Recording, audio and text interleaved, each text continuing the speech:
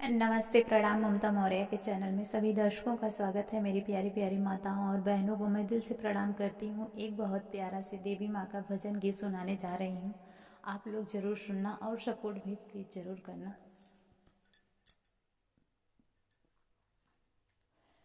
मंदिर में उड़ेला गुलाल, गुलाबी रंग प्यारा लगे। मंदिर में उड़ेला गुलाल, गुलाबी रंग प्यारा लगे।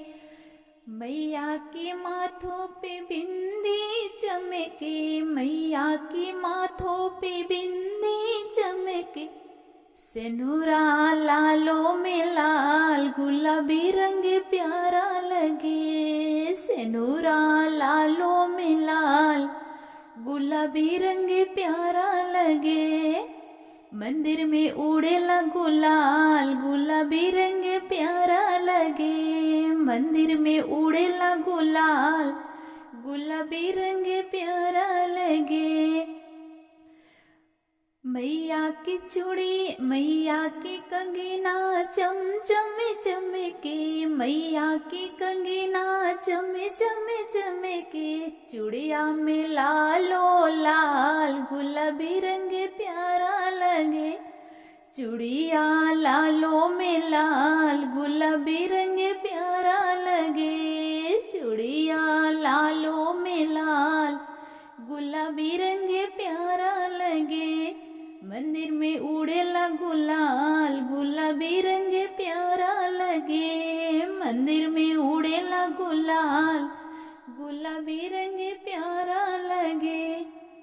मैया की चुंदरी चम चम चमके। मैया की चुंदरी चम चम चमके। सड़िया में लालो लाल, गुलाबी रंग प्यारा लगे। सड़िया में लालो लाल, गुलाबी रंग प्यारा लगे। मंदिर में उड़ेला गुलाल, गुलाबी रंग प्यारा लगे। मंदिर में उड़ेला गुलाल, गुलाबी रंग प्यारा लगे। मैया की बिछिया चम चम चमके। मैया की बिछिया चम चम चमके।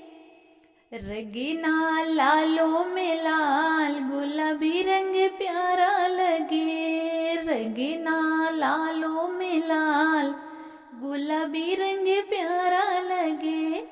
मंदिर में उड़ेला गुलाल, गुलाबी रंग प्यारा लगे। मंदिर में उड़ेला गुलाल, गुलाबी रंग प्यारा लगे। मंदिर में उड़ेला गुलाल।